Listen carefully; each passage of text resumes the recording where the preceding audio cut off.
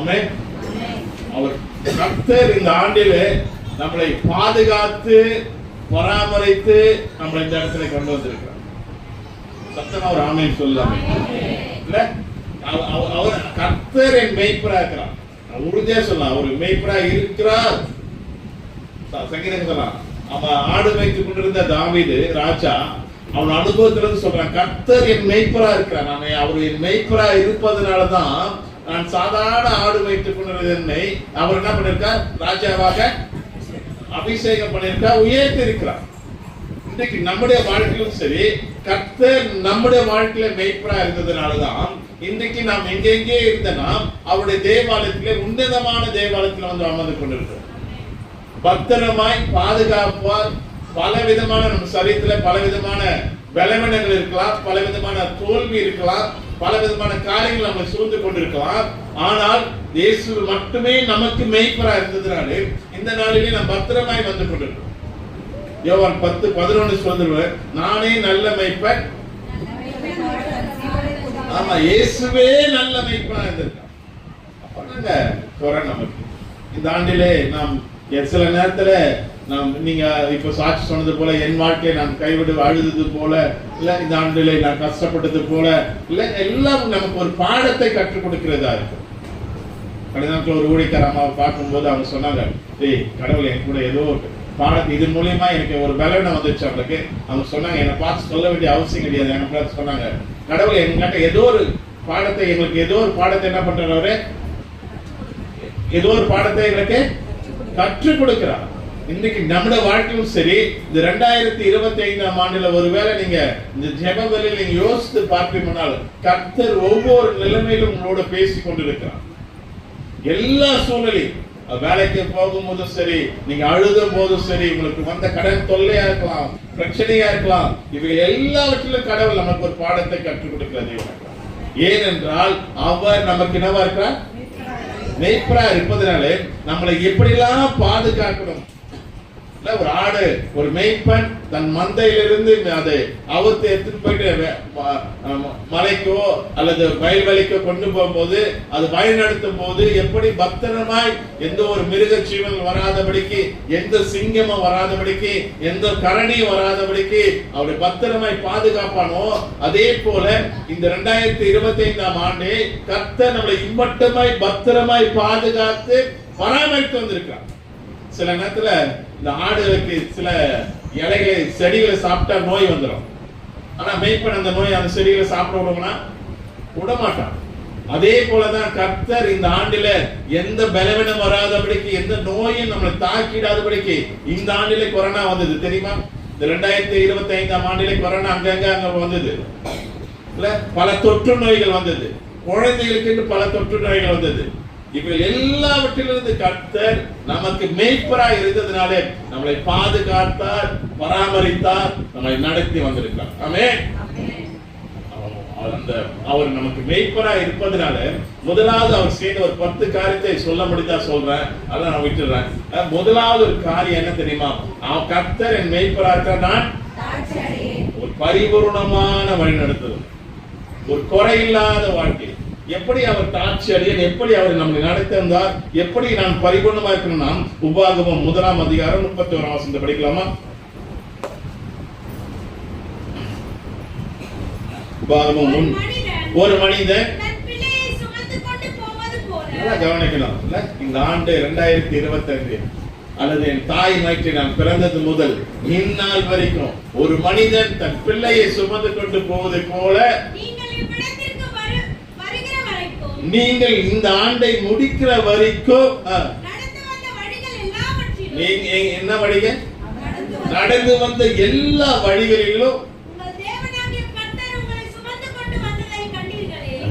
கண்டீர்களா? கண்டீர்களா? அவர் மேய்ப்பரா இருந்திருக்கா, கண்டீர்களா? எப்படி எப்படி சுமந்து கொண்டு வந்தா? இப்பெல்லாம் வந்து இருக்கு, இப்போ இருக்க, அப்பெல்லாம் வந்து தோல் மேல தூக்கி வைக்க மாட்டாங்க. ஏன்னா அது வந்து அவங்களுக்கு என்னவா இருக்காது, கௌரவ குறைவா இருக்கும். ஆனா எங்க அப்பாலாம் எங்க தோல் மேல தான் தூக்கி வைப்போம். ரொம்ப அழகா சூப்பரா தூக்கி வைப்போம். அது அனுபவம் எனக்கு நல்லா இருக்கு. அவர் தூக்கி வச்சாருன்னா அது எந்த ஒரு பிரச்சனையே இருக்காது. எங்க அப்பா பார்க்காததெல்லாம் நான் பார்த்துக்கிட்டு போவேன். எங்க அப்பா தண்ணியில நடப்பாரு, ஆனா எனக்கு என்ன இருக்காது. நான் என்ன பண்ண தண்ணியில, எங்க வீட்டுல இருந்து நாங்க ஈசிஆர் ரோட்டுக்கு போனோம்னா 3 காவை தாண்டி போனோம். அந்த 3 காவை தாண்டதுக்கு எங்க அப்பா எனக்கு தோல் மேல வைப்பாரு. எங்க அப்பா என்ன பண்ணுவாரு, தண்ணியில நடந்து வர, தண்ணியில பாம்பு இருக்கும், தேல் இருக்கும், அந்த பாம்புல கண்ட பூச்சி இருக்கும், அந்த சேரு கால் வரைக்கும் ஈத்துன்னு போவோம். ஆனா என்ன பண்ணாது, எனக்கு எந்த ஒரு ஆபத்தும் வராது. கர்த்தர் என் மெய்ப்பராக நான் ஏன் தாட்சி அடையினா, அவர் என்னை தகப்பனை போல சுமந்து வந்த தெய்வம். இதோட முடிச்சோட நல்லா இருக்கும். அந்த தகப்பனை போல சுமந்த தெய்வத்துக்கு நம்ம என்ன செய்யறோம், கொஞ்சம் யோசிச்சு பாருங்களேன். எத்தனை ஆபத்து, எத்தனை பாம்பு நம்ம கிடைக்க வந்தது, எத்தனை பூச்சி புறாங்க, எத்தனை சிங்கங்கள். சாத்தான் உங்களை எப்ப கர்சிக்கிற சிங்கம் போல என்ன பண்றாங்கள விழுங்கலான்னு என்ன பண்றாங்க, வகை தேடி காத்து கொண்டு இருக்கிறான். எப்பயா விழுங்குவா, எப்போ இந்த ஊழியக்காரங்களை குறை சொல்லிட்டு இந்த சாமியே வானான்ட்டு வெளியே போலாம், எப்போ இந்த வேதத்தை ஐயோ இந்த வேதம் சரியில்லைன்ட்டு வெளியே போலாம். சாத்தா அப்படியே உங்களை பார்த்து கொண்டே இருக்கிறான். எப்படியாவது இந்த இடத்த விட்டு அவனை கொண்டு போக முடியுமான்ட்டு சில பேரை கொண்டு போனான். எனக்கு ஒரு பெரிய நம்பிக்கை உண்டு, போன இந்த இடத்துல இருந்து என் கையில ஞானஸ்நானம் எடுத்தவர்களா மறுபடியும் இந்த இடத்துல வருவாங்க, பெரிய நம்பிக்கை உண்டு. இல்ல, கர்த்தர் என் மேய்ப்பராகிறார், நான் தாட்சி. ஏனென்றால் அவர் என்னை தகப்பனை போல சுமந்து வந்திருக்கார், இந்த இடத்துல கொண்டு வந்திருக்கான், இந்நாள் வரைக்கும் என்னை பாதுகாத்திருக்கான், இந்நாள் வரைக்கும் என்னை நடத்தி வந்த தெய்வம், சுமந்து வந்த தெய்வங்க. அந்த வசனத்தை மறுபடியும் படிக்கும், மறந்துடாதீங்க, மனப்பாடம் பண்ணுங்க. ஒரு தகப்பன் ஒரு மனிதன் தன் பிள்ளையை சுமந்து கொண்டு போவது போல நீங்கள் இவ்விடத்திற்கு வருகிற வரைக்கும் நடந்து வந்த வழிகள் எல்லாவற்றையும் ஆனா கொஞ்சம் நல்லா கவனிங்களா. நீங்க அண்ணன் பாருங்களா, ரொம்ப பயங்கரமான என்ன பண்ணலாம், அந்த வார்த்தை சொல்லமான்னு தெரியல, இருந்தாலும் நான் சொல்றேன், ரொம்ப தெனாட்டுல நம்ம பலத்துல ஓடுறோம், நம்ம ஆரோக்கியத்துல வரோம், நம்ம சம்பாதிக்கிறோம், நம்ம ஏன் கடவுளுக்கு போயிடலாம், நம்ம ஏன் கடவுளுக்கு ஊழியம் செய்யணும் தெரியலண்ணா. வாண்ணா 42 வயசு 35 வயசு தம்பிங்கெல்லாம் ஏசு நோயினால் பாதிக்கப்பட்டிருக்காங்க. அவங்களுக்கெல்லாம் நான் சொல்ல முடியும், கடவுள் நம்மளை வைத்திருக்காரு, அவங்களோட நல்லவங்களாம். ஒரு தகப்பன் தன் பிள்ளையை சுமந்து கொண்டு போவதை போல நடந்து வந்த வழிகள் எல்லாவற்றிலும் உன் தேவனாகிய கர்த்தர் நம்மளை சுமந்து கொண்டு வந்ததை கண்டீர்களா? நம்மளை அவர் சுமந்து வந்திருக்காருங்க, நம்மளை சுமந்து வந்த தெய்வம். நீங்க இந்த வருஷம் இன்னும் அந்த நேரத்தை அந்த விட விரும்பல, அவர் நம்மளை சுமந்து வந்திருக்காரு. இந்த ஆண்டில எத்தனை முறை நாம் அவர் வேண்டான்ட்டு எங்கெங்கே ஓடணும், நண்பர்கள் முக்கியம் ஓடணும், வேலை முக்கியம் ஓடணும், சொந்த பந்தம் முக்கியம் ஓடணும், எத்தனை முறை ஓடணும், எத்தனை முறை பைபிள் படிக்க தெரிந்து பைபிளை படிக்காத இருந்த இந்த ஆண்டுல எத்தனை முறை ஜெபம் கிடைக்க தேவாலய திறந்து ஊழியக்காரன் நின்று ஜெபிக்கிற நேரத்துல நீங்க வீட்டுல உட்கார்ந்து கொண்டு இருந்தீங்க. கொஞ்சம் யோசிச்சு பாருங்க, இதெல்லாம் ஒரு பாவம் இல்லையா? மகா பெரிய பாவம் இல்லையா? இந்த பாவத்துக்கு என்னத்தை பரிகாரம் நாம் பண்ண போறோம்? நம்மளை சுமந்து வந்த தெய்வத்துக்கு, நம்மை நடத்தி வந்த தெய்வத்துக்கு, நம்ம கீழே எந்த ஒரு பூச்சி பாம்பும் எந்த தேலும் நம்மளை கிடைக்காதபடிக்கு, எந்த சேத்திலையும் நம்ம மாற்றிக்கொள்ளாதபடிக்கு, எந்த தண்ணீரில் நம்ம முழுகி போடாதபடிக்கு நம்மளை சுமந்து வந்த தெய்வங்க. அதுதான் சொல்றான், கர்த்தர் என் மேய்ப்பராக நான் என்ன பண்ணுவேன், பூரண சந்தோஷமா இருப்பேன், எனக்கு பூரண மகிழ்ச்சியா, எனக்கு சுமந்து வந்த தெய்வம். அவன் சவுல் ராஜா போய் நிக்கிறான், கோலியாத்துக்கு முன்பாக சண்டை போட. சவுல் ராஜா சொல்றாரு, ஏய் நீ பார்ப்பதற்கு ரொம்ப சின்னது பையனா இருக்கிற, நீ ராணுவ பயிற்சி இல்ல. அவன் சொல்றான், ஒரு முறை சிங்கம் வந்தது, ஒரு முறை என்ன வந்தது, கரடி வந்தது, இவை எல்லாவற்றுக்கும் தப்பு வைத்த தேவன் இந்த கோலியாத்தின் கைக்கு என்ன பண்ண இருப்பார், என்னை தப்பு வைத்தாரா? நம்மளே தப்பு வைத்தார், இந்த ஆண்டில நம்மளே தப்பு வைத்தார். நம்ம தேசத்துல இப்ப போன வாரத்துல ஒரு ஐயா ரோட்ல நடந்து போகும்போது பைக்ல அடிபட்டு என்ன பண்ணாரு, நடந்து போனாரு. அவளுடைய நல்லவங்களாம் நம்மள தப்பு வைத்தாருல. எத்தனை ஆக்சிடென்ட் நினைச்சு நினைச்சு பார்ப்பேன். ஒவ்வொரு ஆபத்து வரும்போது நினைப்பேன், கடவுள் என் கூட இருக்காரா, கடவுள் என் கூட இருக்கிறார், அதனாலதான் நான் தப்பித்து கொண்டு வரேன். அதனால நான் சொல்ல வேண்டியது தெரியுமா, கர்த்தர் என் மேய்ப்பரா இருக்க, நான் என்ன பண்ணேன், சாட்சி அடியேன். அவர் என்னை புல்லுள்ள முழு ஆதரவு, முழு ஆதரவு எனக்கு மட்டுமே அவர் முழு ஆதரவு கொடுத்தார். இரண்டாவதாக பல பேர் என்னை எதிர்த்தார்கள், பல பேர் என்னை புறம்பே தள்ளினார்கள், பல பேர் என்னால செய்ய முடியாது நினைத்தார்கள். ஆனால் தேவன் என்னை செய்ய கடவுள் எனக்கு உதவி செய்தார். சொல்ல முடியுமா உங்களால? இந்த ஆண்டிலே கர்த்தர் என் மேய்ப்பரா இருப்பதனால என்னை அவர் எந்த இடத்துல மேய்ச்சிருக்கார், எந்த இடத்துல மேய்ச்சிருக்கார், முழு ஆதரவா எனக்கு நடத்தி வந்திருக்கார். ஏது வச்சுங்க, முழு ஆதரவா முழு பாதுகாப்போடு என்ன அவர் மேய்த்த இடமெல்லாம், என்னை நடத்தி வந்த இடமெல்லாம் புல்லுள்ள இடங்கள் தான். மறுபடியும் சொல்றேன், உங்களோட விசுவாசத்துக்காக சொல்றாங்க. நம்முடைய சபை சின்ன சபை தான். வந்தவங்க சொன்னாங்க, அருளையா சபை தான் இந்த காரியத்தை செய்தது, அருளையா காசே கிடையாது, அது அப்புறப்பட்ட போட்டோம் இல்ல. நம்ம சபை காசு, நம்ம சபையார் பெரிய காரியத்தை, பெரிய ஊழியத்தை இந்த ஆண்டுல செய்யணும். முழு ஆதரவு, முற்றிலுமாய் 100 பேரும் இயேசுவை அறியாத குடும்பம், 100 பேரும் மேல்பருவத்திற்கு மறுநாள் கிளம்பி வர மக்கள். அந்த ஆண்டிலே கர்த்தர் மேய்ப்பரா இருக்காங்க, சாட்சியரியன். இரண்டாவதாக அவர் என்னை நடத்தினதுல எங்கெல்லாம் நடத்தினாரு, அவர் எங்கெல்லாம் நடத்தினாரு, புல்லுள்ள இடங்களில் நடத்தினார். சங்கீதம் 34:7 படிக்கலாமா? சங்கீதம் 34:7 படிக்கலாம்.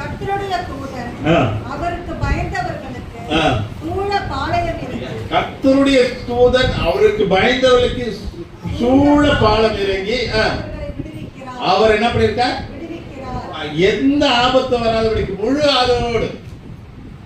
சங்கீதம் நீங்க வீட்டுல போய் படிங்க, சங்கீதம் மத்தேயு 18:10 படிங்க. கர்த்தர் நமக்காக ஒரு தேவதூதரை வைத்திருக்கார், பரலோகத்தில் வைத்திருக்கார். நீங்க கேட்கும் போதெல்லாம் அந்த தேவதூதர்ல அவர் அனுப்புற தெய்வமா இல்ல. சூழ பாலம் இறங்கி அவர் விடுவிக்கிறார். தொடர்ந்து படிக்கலாம். 8ஆம் வசனம், கர்த்தர் நல்லவர் என்பதை ருசித்து பாருங்கள், அவர் பாக்கியவான்கள், கர்த்தருடைய பரிசுத்தவான்களே அவருக்கு பயந்திருங்கள், அவருக்கு பயந்தவர்களுக்கு ஒரு குறை இல்லை. 10ஆம் வசனம்,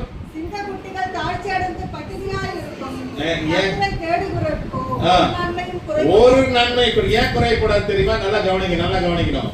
அவர் எங்க நடத்துறார், நம்மள எங்க நடத்துறார், புல்லுள்ள இடங்கள் நடத்தினாரா?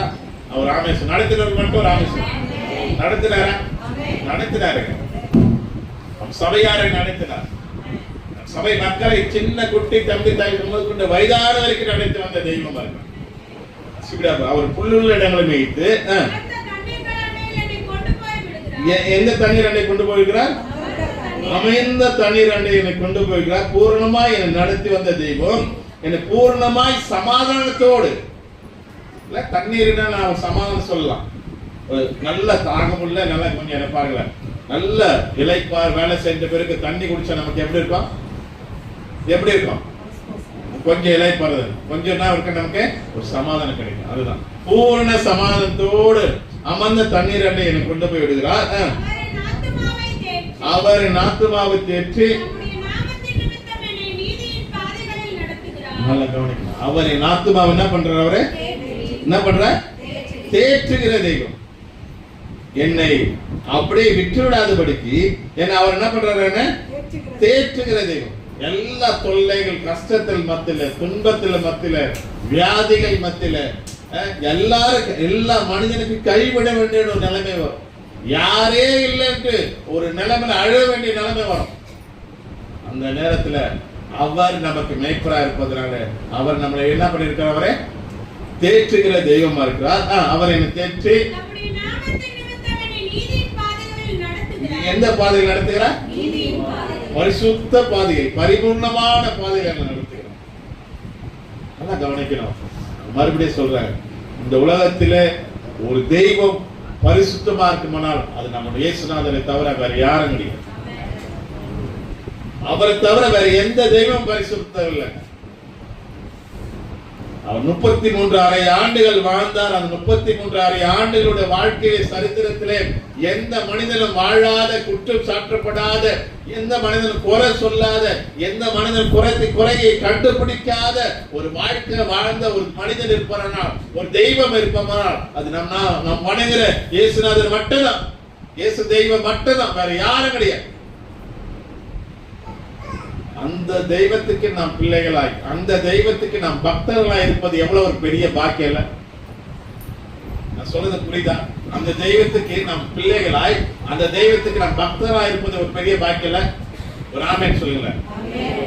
அந்த பக்தரா இருக்கிறனால ஏன் அந்த வார்த்தை சொல்லணும்னா, கொஞ்சம் பாருங்க, நம்ம ஊர்ல சிவப்பு போட கட்டிடலாம், மஞ்சள் போட கட்டிடலாம். கொஞ்சம் பாருங்க, காலையில இருந்து என்ன பண்ணுவாங்க, 8 மணி வரைக்கும் தூங்குவாங்களா?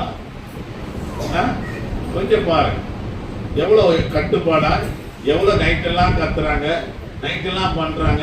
அதுக்காக எவ்வளவு செலவு பண்ணிக்கின்னு ஒரு வண்டி வச்சுக்கின்னு எங்கெங்கெல்லாம் போறாங்க பாருங்க. நமக்கு தான் வேலை இல்லை, நமக்கு தான் நேரம் இல்லை இல்ல? அது விட்டுறாது. அவர் நீதியின் பாதையில் நடத்துகிறார், அந்த பரிசுத்த பாதை, அந்த தெய்வமா ஏற்றுக்கொண்டவர்களுக்காக நாம் என்ன செய்கிறோம் என்பது பாருங்க. கடைசி 4வது வசனம் மிக அழகான ஒரு வசனம்.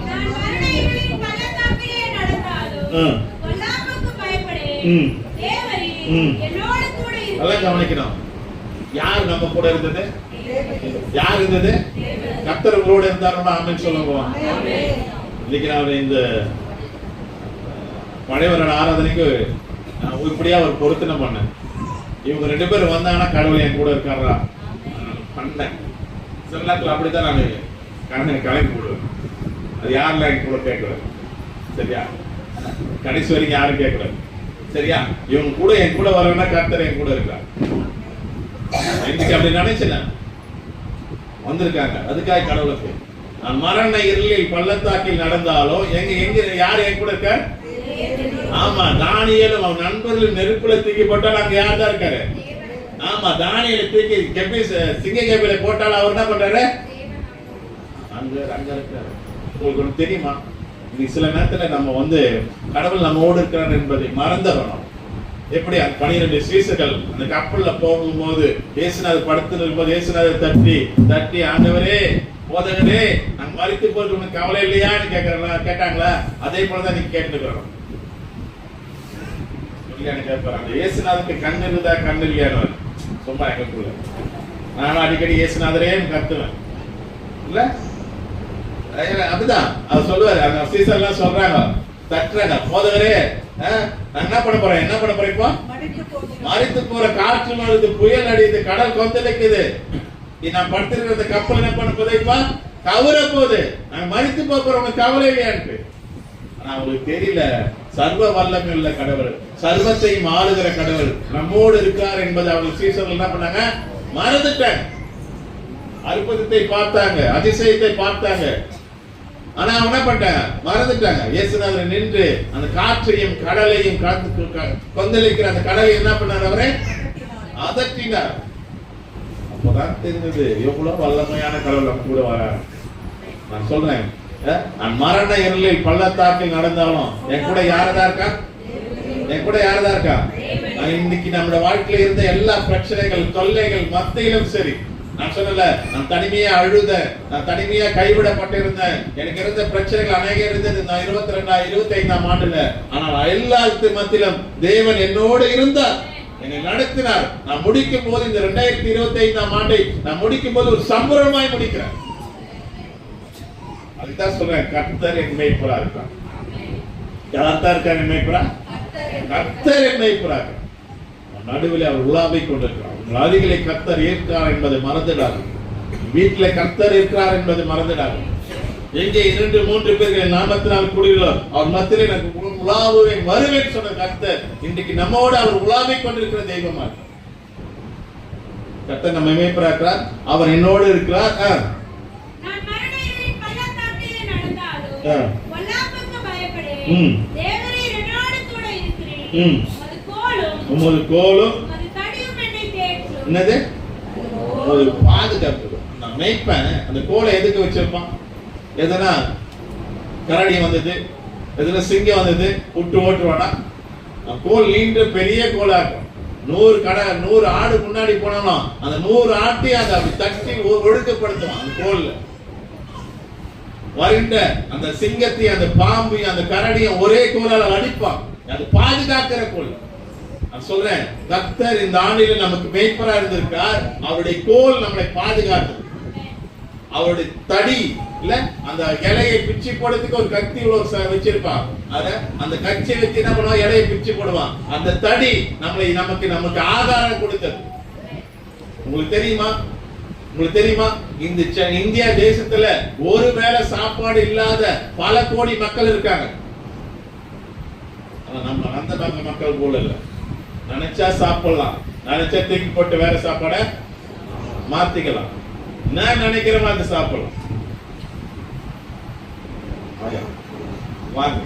நம்முடைய தமிழ்நாட்டிலே தர்மபுரி மாவட்டத்துல இன்னும் சோறு போட்டாலும் துண்டத்துக்கு ஆள் இருக்காங்க. சாப்பிடுறதுக்கு நீங்க வாங்க, சாப்பிட்டு அவங்க கேசா பற்றி சொல்லு, சோறு போட்டு அவங்க கேசா பற்றி சொல்லு. இல்ல, அவருடைய கோலம் தடியை என்ன பண்ணுது? தேற்றும். இந்த ஆண்டுல அவர் நம்மளை நடத்தி தேற்றி வந்தது, நம்மளை பாதுகாத்தது, நம்மளை பராமரித்தது. படிக்கலாம், அது படிக்கலாம். நல்லா கவனிக்கணும். 5வது வசனம். யாருக்கு முன்பாக? என் சத்துருவுக்கு முன்பாக. ஆமா, நல்லா கவனிக்கணும். கடவுள் இந்த ஆண்டுல 2025 ஆண்டுல நீங்க நினைச்சு பார்ப்போம்னால், தேவனுக்காய் நான் உண்மையாய் வைராக்கியமா இருந்தோம்னால், யாரெல்லாம் நம்மளை சத்துரு நினைத்தாங்களோ, யாரெல்லாம் நமக்கு சத்துருவா இருந்தாங்களோ, அவங்களுக்கு முன்பாக தேவன் அவருக்கு முன்பாக ஒரு பந்தியை என்ன பண்ணிருக்கார்? ஆயத்தப்படுத்தினது. தாவீது ராஜா எந்த குடும்பமும் அவரை தெரித்து அடிச்சதோ அதே குடும்பத்துக்கு அவன் பந்தி இருக்கும் போது சவுல் குடும்பத்தை எல்லாரும் யாரும் எங்க இருக்காங்க எல்லாரும் கொண்டு வராங்க, ஒரு பந்தி ஆயத்தப்படுத்த. இன்னைக்கு நம்முடைய வாழ்க்கையிலும் சரி, தேவன் நம்ம சத்துருக்கு முன்பாக ஒரு பந்தியை என்ன பண்ணிருக்கார்? ஆயத்தப்படுத்தி இருக்க தேவனாக்கார். ஆயத்தப்படுத்தி என் தலையை என்ன பண்ணுகிறேன்? அபிஷேகம் பண்ணுகிறேன். கிறிஸ்து என்றால் என்ன அர்த்தங்க? நான் 100 ரூபாய் வச்சிருக்கேன், கொடுத்தலாம். காரணம் கைத்துக்கு சொல்ல போறேன். கிறிஸ்து என்றால் என்ன அர்த்தம்? அபிஷேகம் பண்ணப்பட்டார். கரெக்டா? ஒத்துக்கிறீங்களா? கிறிஸ்து என்றால் அபிஷேகம் பண்ணவர். இன்னைக்கு நம்ம எல்லாரும் கிறிஸ்துவால் அபிஷேகம் பண்ணப்பட்டோம். ஆமே. உங்ககிட்ட தான் அக்கா உங்ககிட்ட தான் பேசிக்கிட்டு இருக்கேன். கிறிஸ்து என்றால் அபிஷேகம் பண்ணப்பட்டோம். நம்ம எல்லாரும் யாரு? மாரியத்தா பிள்ளைங்களா? நாகத்தா பிள்ளைங்களா? யாருங்க? நம்ம சொல்லுங்க, யாரு? கிறிஸ்துவ அபிஷேகம் பண்ணப்பட்டவர். என் சத்துருக்கு முன்பாக ஒரு பந்தியை ஆயத்தப்படுத்தி என் தலையை என்ன பண்றீங்க? ஆமா, கிறிஸ்துவினால் அபிஷேகம் பண்ணுகிறேன். யார் அபிஷேகம் பண்ணுவாங்க தெரியுமா? நான் மறுபடியும் சொல்றேன். 1 ராஜாவை, 2வது யாரு? ஆசாரியர், அப்புறம் 3வது தீர்க்கதரிசிகள், 4வது அவருக்கு சொந்தமான, அவருக்கு பிள்ளையாக ஊழியம் செய்கிற பிள்ளைகளை அவருக்கு ஆசிரியராக என்ன பண்ணாங்க? எண்ணினால் அபிஷேகம் பண்ணுவாங்க.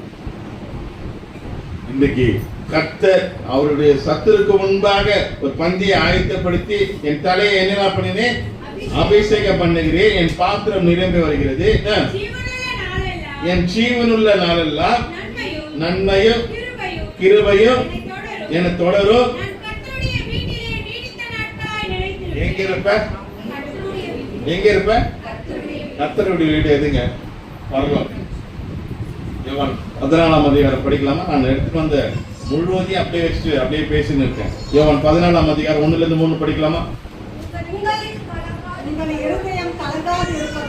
உங்கள் இருதயம் கலங்காது இருப்பதாக தேவனிடத்தில் விசுவாசமா இருங்க. என்னிடத்தில் விசுவாசமா இருங்க. என் பிதாவின் வீட்டில் அநேக வாசஸ்தலங்கள் உண்டு. அப்படி இல்லாதிருந்தால் நான் உங்களுக்கு சொல்லியிருப்பேன். ஒரு ஸ்தலத்தை உங்களுக்காக ஆயத்தம் பண்ண போகிறேன். யாருக்காக? உங்களுக்காக. யாருக்காக? உங்களுக்காக. இல்ல, என் ஜீவனுள்ள நாளெல்லாம் நன்மையும் கிருபையும் தொடரும். நான் கர்த்தருடைய வீட்டில்